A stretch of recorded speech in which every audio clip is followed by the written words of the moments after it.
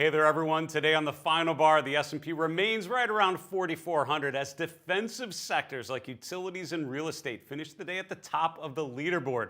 The market waits with bated breath for NVIDIA's earnings tomorrow. Will this signal the end of the AI-fueled rally of 2023? Also, we'll check in with Doug Ramsey of the Leuthold Group in Minneapolis. What does the VIX tell us about current market conditions? Ladies and gentlemen, this is the final bar.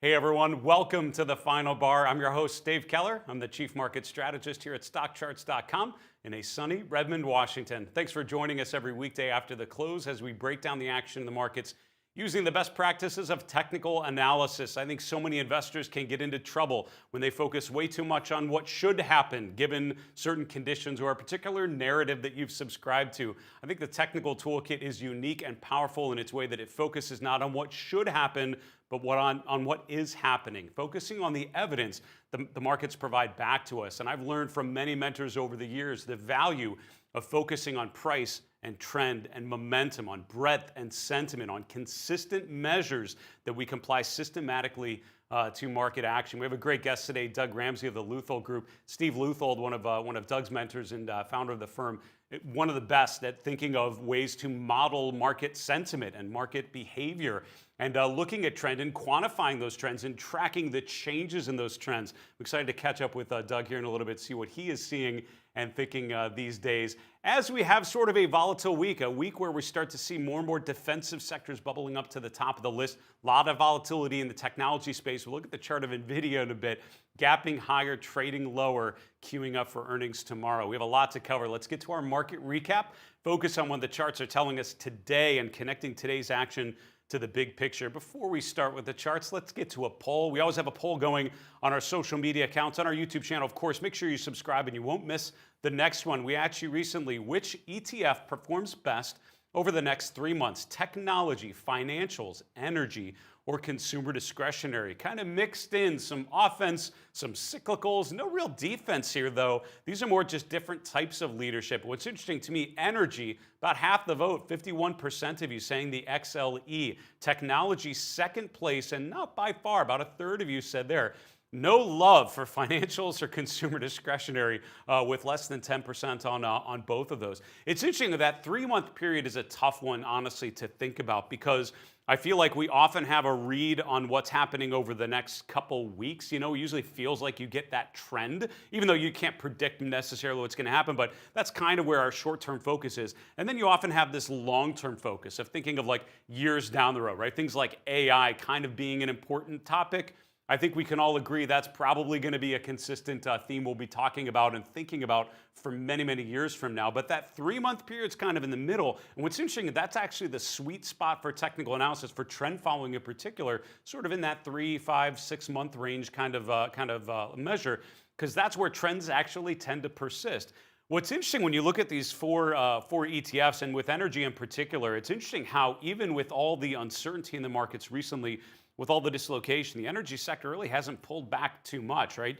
Sort of rallied up to around the 90 level, down a little bit, maybe a couple, 250 or so off of that peak. But we're still sort of in this basing pattern, I would argue, right? As much as energy has been a dramatic outperformer over the last 6 to 8 weeks, and certainly been, reversing a trend from a downward phase to more of an upward phase, we're still not breaking out of that range. And what's interesting is you have growth stocks like Apple and Microsoft. Think of XLK as an extended rally that's rolled over, right? This is what the XLK kind of looks like, right? Higher highs, higher lows, and now we're in pullback mode, right? And so we break below the 50-day moving average. We're wondering how far that goes. I would suspect we're not done yet. I would suspect a little further. Energy, on the other hand, has not really broken out, right? We're still actually in a basing pattern. What that tells me, when I've learned from some of my previous mentors, like Bill Doan, who ran the Fidelity technical research team years before I did, getting a chance to talk to him when he was still around, it was all about big base breakouts and recognizing when something initially makes a new high and breaks out of that base,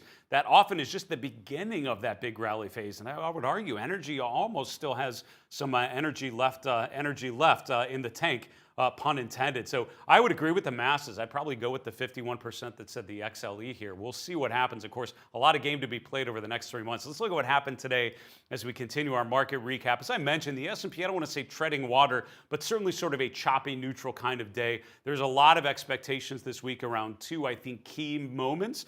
NVIDIA's earnings on Wednesday. So much of this rally in 2023, particularly the first half of the year, can be attributed to this AI-fueled, intense, passionate following as buyers have been excited about the prospects of ChatGPT and other AI vehicles. What's next, right? How far does that trend go? And I think earnings tomorrow from NVIDIA may be, not answering that question, but giving us the latest data point to try to figure out what's already been priced in and what the future potential is, what is remaining to be priced in. So certainly a lot there. And then Powell from Jackson Hole on Friday, certainly a key market moving event. What sort of comments does he make? What tone does he have? What specific points does he make about the Fed's ongoing challenges of addressing inflation? Now the market's actually pricing in future rate hikes as a potential idea. So we'll see what all comes out of those two market-moving events. So I'm not surprised today, sort of a lighter, choppier day as we wait to get that additional information. Today, in particular, the S&P down 0.3%. That's back below 4,400. Touched it just in the last hour of trading and came off.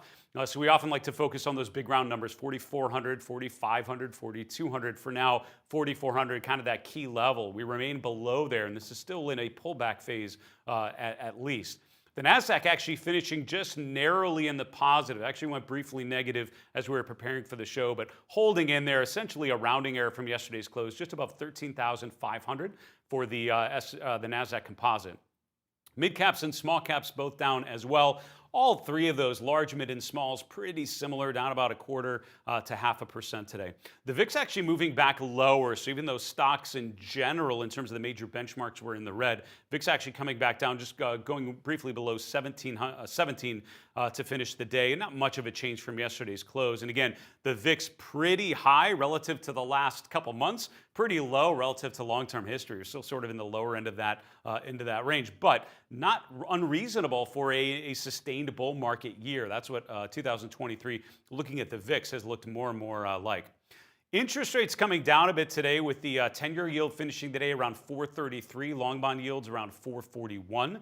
And the short end of the curve, of course, still higher. We still have that inverted yield curve, although what's been happening is the short end has remained relatively stable. The long end overall has been rising, with the 10-year yield getting above 4.25, now above 4.3%. That's sort of righting the ship overall, making more of a normal shape to the yield curve, that sort of slope going higher as yields, as maturities go out, but still inverted, right, with the short end higher. And one could make the argument that rates still maybe have further to go to continue that.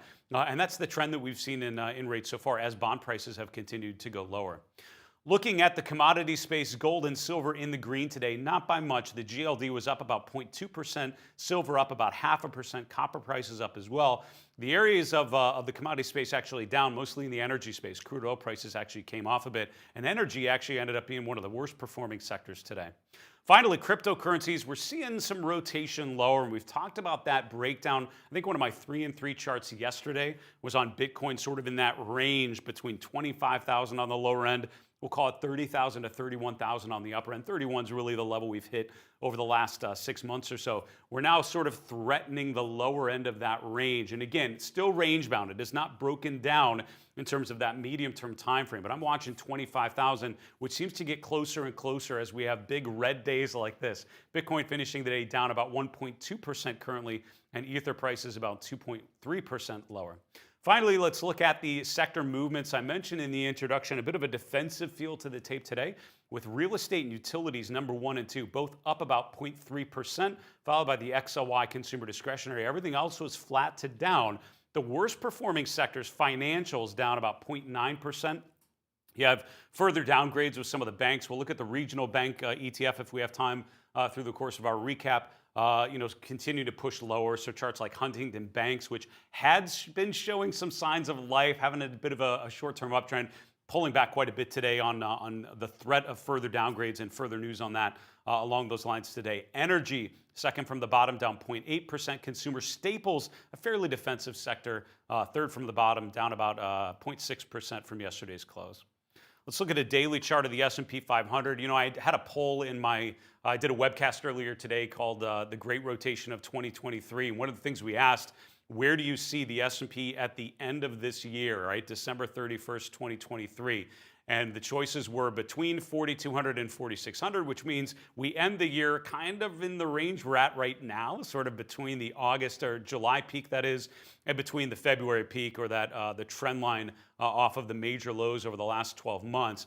And that was actually most of the responses. I think it was about 55% of the votes were in that area. A small number, maybe 20 to 25%, said above 4,600, making a new high for the year at the end of this year. The remainder were all in that 3,800 to 4,200 level. I couldn't get a single person attending the webcast to say lower than 3,800. Now, I think that's a tough ask, right? The idea that the market would accelerate so far down and then recover and not even get back above those March lows, unlikely, but again, possible. And I think the benefit of thinking about those different scenarios, not that, you know, the goal is to have a perfect crystal ball and know where the markets are going to go, but to stretch your thinking a little bit. Think about what would happen to your portfolio or to your assessment of risk or to how aggressive or conservative you want to be if the S&P goes down to 3,800 before retracing higher. What does it mean if we just remain in these current levels? And I think that's the most concerning reality, right? If we're going to end where we're at right now, and if the next 4 to 6 months basically end up being unchanged with some volatility in between, what are you going to do to generate positive returns in that environment? I think that is a question most of us, if not all of us, will have to be grasping with here at some point. Now, let's mention just briefly, of course, I mentioned the defensive sectors at the top of the list today, utilities and real estate. And again, you're starting to see these days where utilities and real estate are at the top of the list. I just want to keep let's put this into proper perspective. A sector like utilities, not a great sector in terms of its overall performance characteristics. The XLU has essentially been a choppy, volatile, sideways chart for quite some time. And when you're a chart that's going sideways, while the major averages have been going up since the October low, you get this sort of phenomenon in your relative strength, which is the relative strength going down and to the right? So consistent underperformer. Now, there could be a scenario where the market gets super defensive and investors go risk off, but it's worth noting, I think you're really not seeing that on a larger scale. I think you're seeing rotations away from growth leadership like technology into cyclical sectors like energy, earlier industrials, right, with building materials stocks like BLDR and Chemex and others sort of moving up and to the right, having these nice consistent uptrends. We're not seeing a huge move to utilities and real estate and those kind of sectors, consumer staples certainly yet, but I think that would be one thing to look for, because what I found one of the best indicators of a bearish phase, a broader bearish phase, is utilities start to do well. Interesting though, with rates so high, getting income from a utility stock not as attractive as getting a CD, right, which even pays better than that. So we'll see how good of an indicator that could be in this current environment with rates where they are. But that's worth noting. That's when you look back over history. That's kind of where utilities start to shine a little bit. So not quite there yet. Let's look at some of these charts sort of in the news or sort of names in the move. NVIDIA with earnings tomorrow, I think can't overstate how important I think that is. Interesting, earlier today, yesterday, we had the nice move higher, and sort of in the back of my mind, I'm thinking, all right, NVIDIA is going to rally up into earnings. That could be an interesting setup for Wednesday's session. Today, gapping higher, testing a new 52-week high. And again, this morning, as I'm driving into the stock charts office, I'm thinking, ooh, this could be really interesting if you actually kind of break out, make new 52-week highs going into earnings. Wasn't to be today. You actually have the stock selling off a little bit today. This is a probably lesser known candle pattern called the bearish Harami pattern. For those of you that are candlestick aficionados and love knowing the names for things, I don't know if it's, is that right? No, that's actually not right. Correction, it's a dark cloud cover. I'm testing my candle awareness here.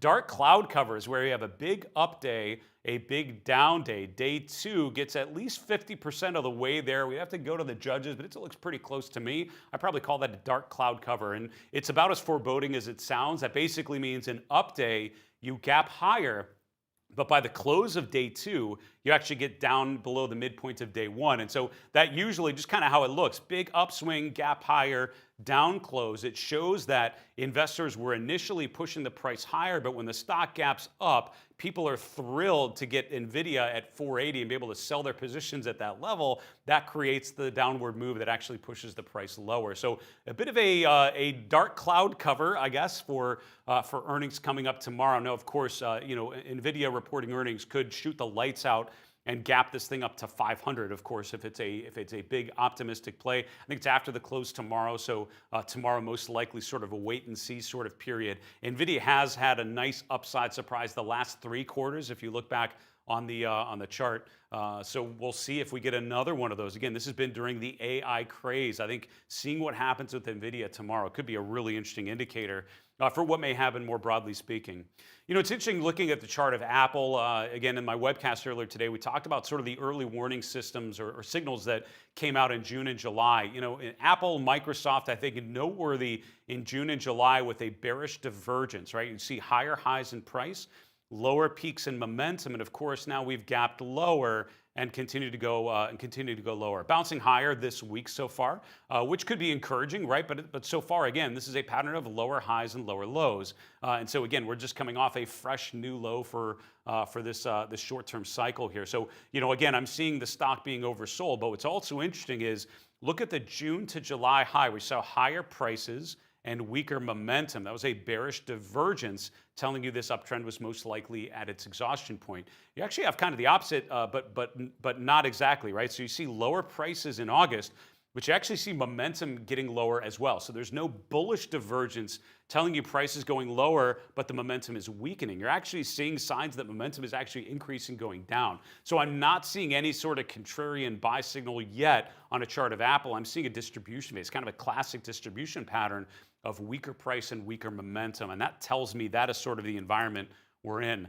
Other charts like Netflix, again, I'm struck, like I mentioned with Apple. An uptrend I was taught was higher highs and higher lows, and that's not what we're seeing here. We're seeing lower lows in July and August. We're seeing weaker momentum characteristics. So again, when that changes and you see the stock make higher lows, that's encouraging. For now, Netflix testing support potentially around 400, a big round number, bouncing this week. Overall, again, though, I think that trend for now, the short-term tactical trend, certainly lower until proven others, until we start making a higher low, start breaking above some sort of level that has meaning. Now, it's not all bad to finish off our market recap. I'm going to point out there are charts that are working, and I think that's an important thing to remember. Not that Hasbro is my favorite idea in the history of technical analysis, but it is a chart that's going up while most things are not, and I think that's always an important thing to note. When you have conditions where it feels like everything's kind of rotating lower, breadth conditions getting weaker, which really shows how the market's rotating to the downside, there are stocks that are still working. This is a great time to look at like our market carpet, a heat map, to focus on what's green when you look at returns in the short term, what's actually going higher. Look at stocks that are gaining in their scooter rankings. Look at stocks making new 3-month highs like Hasbro has been able to do today. Those represent opportunities, areas of the market where buyers are still winning the game and pushing the price higher despite the broad market weakness. That's where I would be focusing my attention. And as always, on the most important indicator, I would think, is relative strength, that line at the bottom. How is this stock doing relative to the benchmark? We're going to bring on today's guest, Doug Ramsey of the Leuthold Group, here in a moment. Before we do so, a couple quick announcements. First off, we'd love to answer one of your questions in our mailbag. It's so great to hear from all of you what you are running into as you're trying to use technical analysis to make sense of these markets. Email us your questions at thefinalbar@stockcharts.com. On Twitter /X/ whatever the name will be next, at FinalBarSCTV. Just tag us in a comment. We'll catch your question. On our YouTube channel, of course, just put a comment right below the video you're watching. We'll gather those questions and hope to answer yours in our next mailbag segment. Also, as a reminder, we have a live Q&A now going every Wednesday at 1 p.m. Eastern, 10 a.m. Pacific. I'll be doing that again tomorrow. We're doing it from our podcast studio just around the corner from where I'm at right now. It's a great setup. We'll be able to go live onto YouTube and have a really interactive time together. We'll have a couple charts sort of queued up to get things started. It'll be all driven by your questions. So it's a great opportunity to ask questions about anything, particular tickers, particular technical indicators, market history, Whatever it is, college football, I'm happy to go there. We're kind of on the cusp. The Mariners dominating here in July and August. Wherever you want to go, I'll be sure to be available. So make sure you tune into our YouTube channel tomorrow, Wednesday, 1 p.m. Eastern, 10 a.m. Pacific, for our live Q&A. I want to welcome on today's guest. Joining us on the show once again, Doug Ramsey. Doug is the Chief Investment Officer at the Leuthold Group, coming to us from Minneapolis. Doug, you were on the show a couple months ago. I'm so excited to have you back. How are you? I'm doing well. How are you, Dave? I'm good. It's good to see you, and it's such a pleasure to bring you on, Doug. I mean, we have just a few moments together, and I feel like every comment you make, there's years and years of wisdom and expertise behind those. So it's a pleasure to have you on. And as always, a fellow Buckeye, it's always a pleasure to chat with you. Wanted to look at some of your charts here. We have sort of this interesting week, this rotation that we've seen away from growth dominance to now a bit of a question mark there. Talk to us a little about the supply in the market. We're looking at the chart of the issues traded on the NYSE. The line appears to be going down. What does that mean for us here? Well, the thinking here is, until like the last couple of weeks, people have been surprised at how well at least the major headline averages have done. Coming in within a few percentage points in the case of the Dow and the S&P of all-time highs. Very unusual in the face of the monetary tightening. Well, this is just a look at the market in a different way. And it says that, well, the number of publicly traded companies has shrunk dramatically since the onset of the official top of the bull market back in July of 2022. And then, of course, there was the huge run up, when money supply spiked 40% over about a 18-month period. Wall Street complied by producing a lot of expensive product to offload on investors, and now some of that's been retraced. I just thought it was an interesting take in terms of looking at the damage that this bear market has wrought, which is not really evident when you look at certainly the S&P 500 vis-a-vis its all-time high. It's so interesting. I always try to simplify market analysis as much as possible. Think about supply versus demand. How much of a bullish story would this be? The fact that there are just less companies out there to trade. Is that an argument to be made for further upside? Is there something deeper happening here?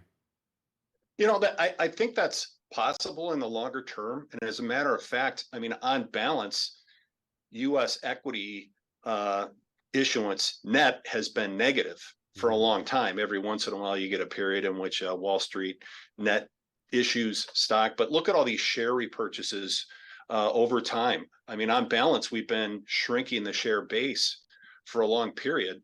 And it's just impossible there's so many other factors as far as how that may have propped up returns over the last 10 or 15 years. I don't know, but looking at an opposite example would be the emerging markets. We did a study on the emerging markets index a couple years ago. Earnings are up massively in local currency terms and in dollar terms for the emerging markets over the last 15, 16 years. But EEM, the emerging markets ETF, is actually down versus its level, wherever it peaked, like back in 2007. And the work we did found that there's been massive share net issuance on the part of emerging markets companies. In other words, they're more interested in growing sales and market share and employment, but not so much in returning capital to shareholders. So that would be a very stark divergence between the net share retirement that's been going on in this country really for decades and what's gone on overseas. That's really so interesting. it's certainly possible. I would hate to have to estimate the potential impact on share prices going forward, or even going backward. Yeah, that's one. Yeah, but one of those things, right? I feel like repurchases and buybacks; those are one of those broader themes. It's hard to really figure out the exact impact, but certainly seems to be an underlying factor that we're all sort of subject to at some point. Your second chart, Doug, I'd love to get to. We were talking about this before we went live. Really interesting, looking at not just the straight VIX, but the standard deviation in the VIX over time. Can you talk us through what this is telling us and what it means today? Sure. This is a study that Tom McClellan of the McClellan Oscillator dynasty published on the platform formerly known as Twitter years ago. And after he published it, I've just tracked it ever since. And I think what's interesting is that it's had a wonderful real-time history since Tom published that. And what struck me is that most of our sentiment measures, and really when, anyone's sentiment measures, I would say, are much better at market lows than they are at market highs. Sure. But this is one, and that's certainly true. We have a lot of work related to the VIX and, VIX options, even that sort of thing. And they're really good at indicating fear, but not so much at indicating extremes in greed or complacency or just lack of volatility. And this is one that does the job in that respect. So it's just a trailing 50-day standard deviation of the VIX, the daily closing value of the VIX itself. And when it drops below 1.25%, I mean, that's VIX points, and then rises, I should just say it's 1.25. It's not a percent. It's just 1.25 VIX points, and then rises back above. That has given you some pretty good sell signals here in this, volatile period of the past 5 or 6 years. So this is very timely, and we didn't stage this talk to happen today, but the sell signal was yesterday. So we'll see. It's coming at the same time. And again, I would stress that the sentiment work is so much better at market lows than it is at market highs. But we're seeing this at the same time that our commitment to traders work is showing that the smart money moved to, in the way we massage the numbers, a quantitative sell signal back on August 1st. So that was very timely. And they have been reducing their net position in stock index futures in the last couple of weeks into market weakness. And that's unusual for the so-called smart money. Normally, they prefer to buy into market weakness. So just another sort of confirming indicator from a sentiment perspective that could tell us that we're in an intermediate term top. Oh, super helpful, and thanks for going through that chart. That's a unique indicator I'd not seen. I really appreciate you going through that one, Doug. Your last one, talk to us about small caps. I think that's been one of the really sort of interesting dynamics here over the last 12 months is when the markets rally, I was always taught small caps are the offense. That's the high beta, that's the place to be. It really hasn't materialized. Where are small caps now, and what does that mean? We're very concerned about the poor performance of the small caps since, we defined the bear market low as October 12th of last year. I mean, the small caps actually bottomed out in June of last year, but this is the weakest performance we've ever seen in the Russell 2000 in what we would term a major advance. And I guess what's more concerning is, we've had some technical signals that in the past have been very reliable with respect to small caps. We had a couple of bread thrust signals in January. We got an official Marty Zweig bread thrust at the end of March.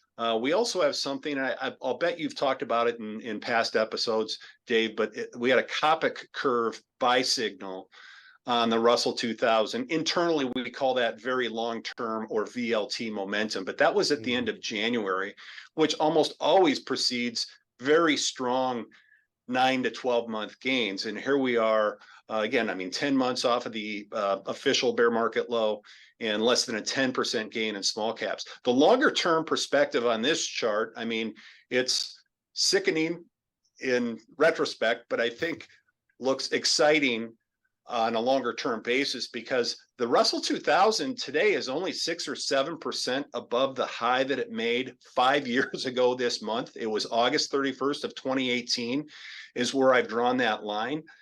And obviously small cap earnings and cash flows and sales have all marched higher, maybe at a rate of 4 or 5% per year over that period. So they're a lot cheaper on an absolute basis. They're certainly much cheaper on a relative basis to the large caps that have outperformed throughout this period. But, think about it. The economy itself is 30% larger than it was 5 years ago. M2 must be, 50 or 60% larger. But this lack of participation by small caps is troubling from the perspective of the economic outlook. But the interesting thing, we ran our valuation statistics. We run them internally weekly on our small cap universe. The median small cap stock based on sort of smoothed out earnings, cyclically adjusted earnings, is right on the cusp of its undervaluation zone. And we define that as the bottom 30% of its valuation history going back about 40 years. So, I mean, that's interesting that they are already on the cusp of undervaluation, entering into perhaps a weaker economic scenario over the next 6 to 12 months. I mean, these things could get, once in a generation bombed out cheap and could just have a phenomenal rebound on the other side of it. That's some really interesting thoughts in there, Doug. And thanks for referring back some of those indicators like the Kappa curve, really long-term rotational indicators. And I think it's worth remembering we're in sort of this period of a short-term pullback. Let's remember some of those long-term signals that have come out. Doug, it is awesome to see you. Thanks for sharing some charts and some expertise Great to with see us. you, Dave. Be well there in Minnesota, and we'll talk to you again soon, all right? Very good. Thanks, Dave. That's Doug Ramsey. Doug's the chief investment officer of the Leuthold Group. Him and his team and Steve Leuthold for years have published the Green Book, which many institutional investors have waited for just to see where things are at and how they evolve. I had a pleasure of getting to know Doug over time and following him and his team's work. Really thoughtful, and I love those comments about some of these broader indicators. It's so tough in a market like this, when things get really confusing and certainly volatile, taking a step back and thinking about the big picture. That's what when I think of Doug, that's sort of the ideas that I like to think of. And well done there, some great expertise from Doug Ramsey at the Leuthold Group. We have to wrap the show, folks, and go to the 3 and 3, 3 charts in 3 minutes that tell the story of this market environment. Here's chart number 1.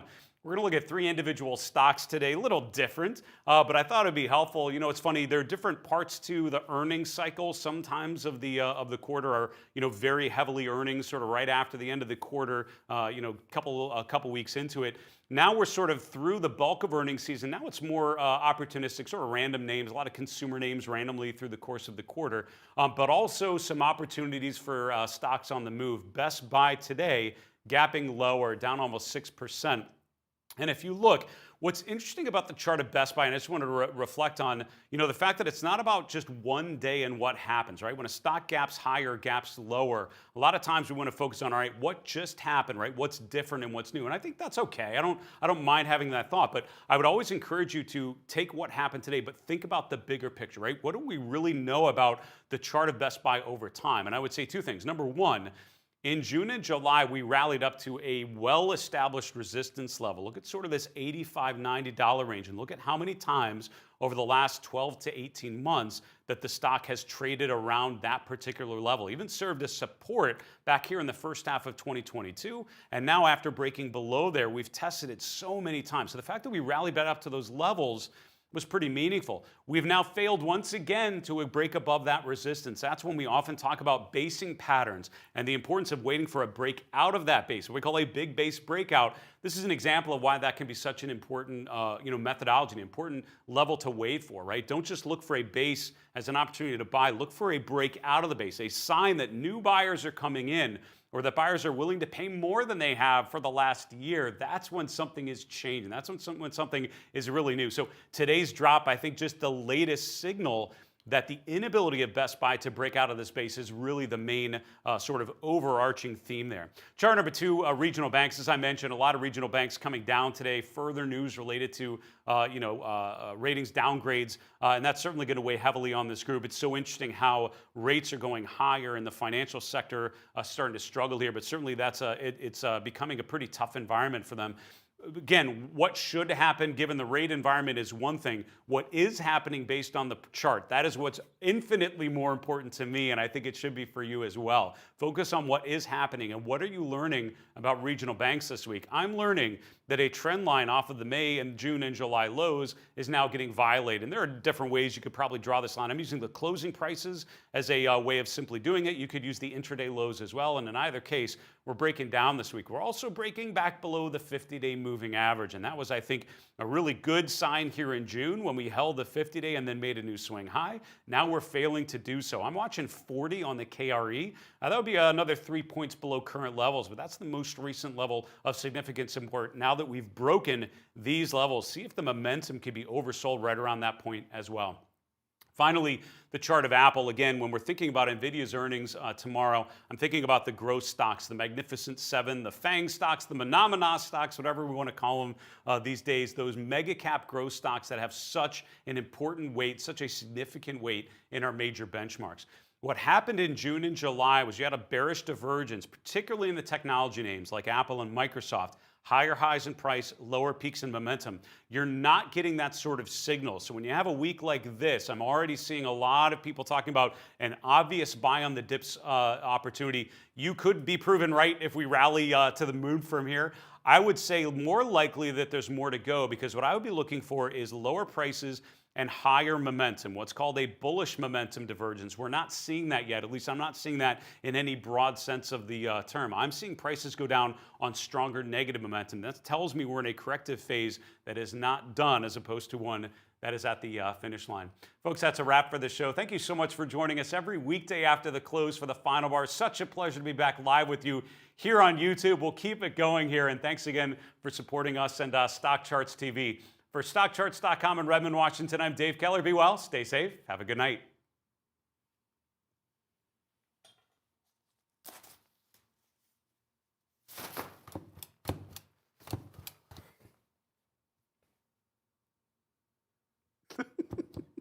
There it is. I got there. Stock Charts. Oh.